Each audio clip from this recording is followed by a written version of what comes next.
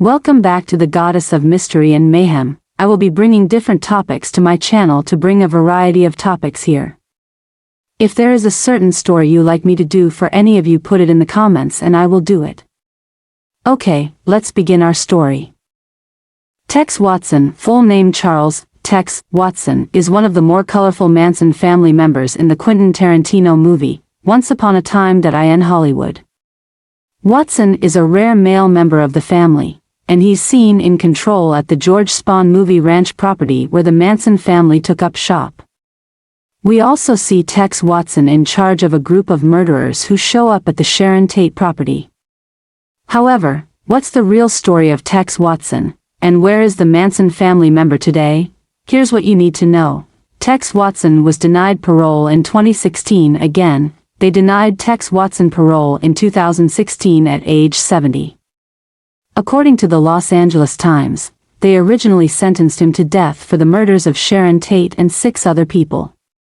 However, in 1973, when the state Supreme Court found the death penalty unconstitutional, his sentence was converted to a life term, the Times reported.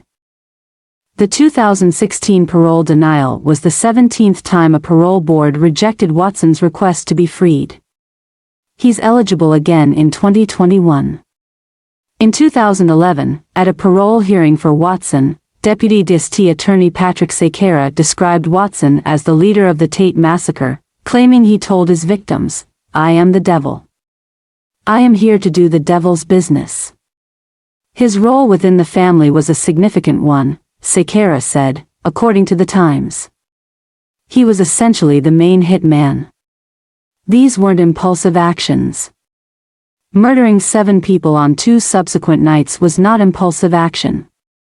However, in 2011, according to the Times, Watson claimed, "My heart is filled with remorse for the tragedy I caused so many people. I'm so deeply sorry that I allowed myself to get to the place of not valuing life."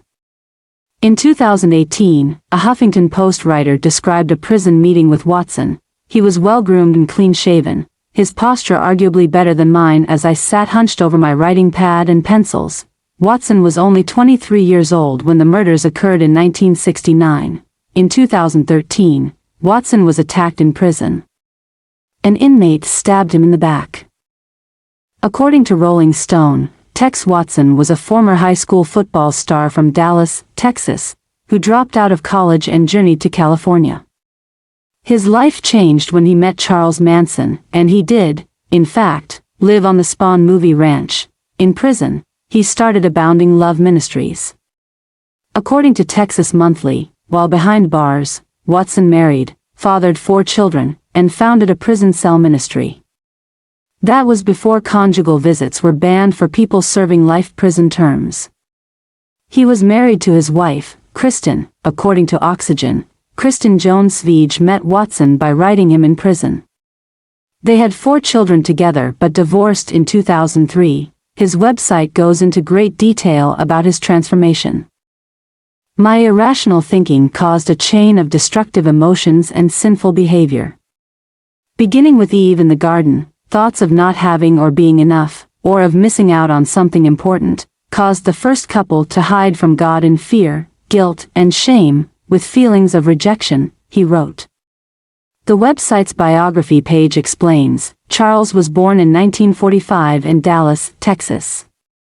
He grew up in Copeville, 35 miles north of Dallas.